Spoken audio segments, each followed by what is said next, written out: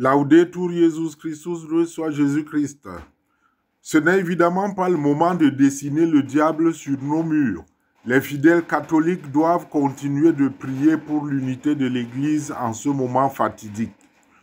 La pire des choses qui puisse arriver à l'Église maintenant, c'est vraiment que l'élection du pape soit contestée par plusieurs cardinaux, notamment les cardinaux archevêques.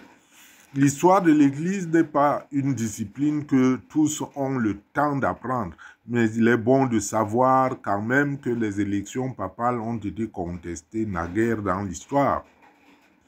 Au départ, Jésus-Christ a désigné lui-même Saint-Pierre, et Pierre aurait désigné lui-même Linus, puis Clétus.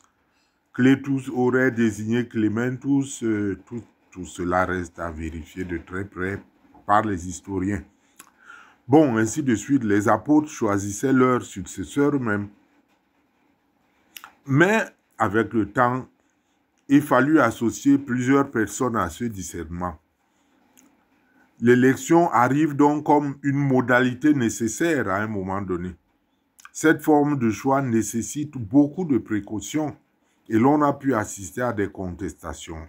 L'histoire des élections papales fut ainsi marquée par des périodes de tension et d'influence politique.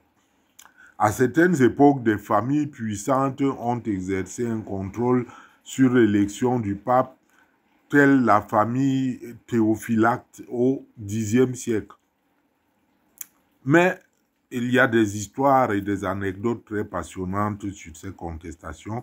Parlons du Xe siècle où des conflits électoraux ont éclaté, notamment sous le pontificat d'Alexandre III, où deux papes rivaux ont été élus simultanément, provoquant ainsi un schisme qu'on appellera le grand schisme d'Occident.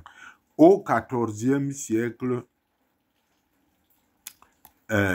cela continue sous plusieurs formes, puisque là, plusieurs papes carrément revendiquent simultanément la légitimité du trône. Tout commence avec la papauté d'Avignon, 1309 à 1377 environ, lorsque les papes, sous l'influence des rois de France, s'installent à Avignon plutôt qu'à Rome. Cette situation crée des tensions et en 1378, après le retour du pape à Rome, une crise plus grande éclate. Les cardinaux élisent des papes parallèlement à Avignon et à Rome. À un moment donné, il y eut même un troisième pape élu à Pise, censé réconcilier les deux factions, mais ceci ne fut qu'aggraver la confusion finalement.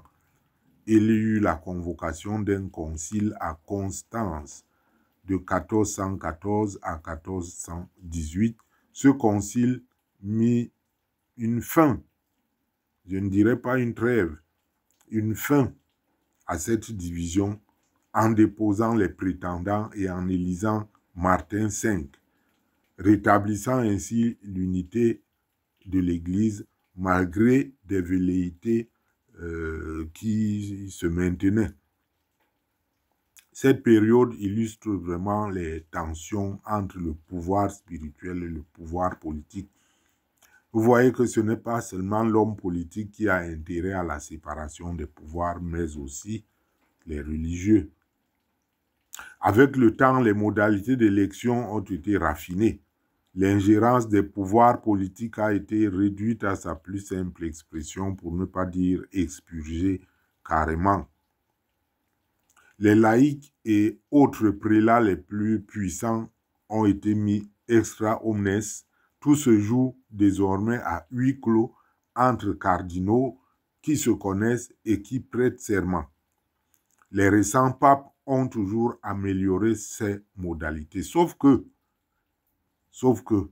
comme dit l'adage populaire, le diable ne dort jamais. Continuons donc la prière. Nous continuons cette prière. Notre secours est dans le nom du Seigneur qui a fait le ciel et la terre. Pasteur éternel, notre Dieu, toi qui gouvernes ton peuple et ne cesses de veiller sur lui. Accorde à ton Église, dans ton immense bonté, le pasteur qui saura te plaire par sa sainteté et qui nous soutiendra, nous guidera avec sollicitude et vigilance. Nous te le demandons par Jésus le Christ, ton Fils, notre Seigneur qui vit et règne avec toi dans l'unité du Saint-Esprit, Dieu pour les siècles des siècles. Amen.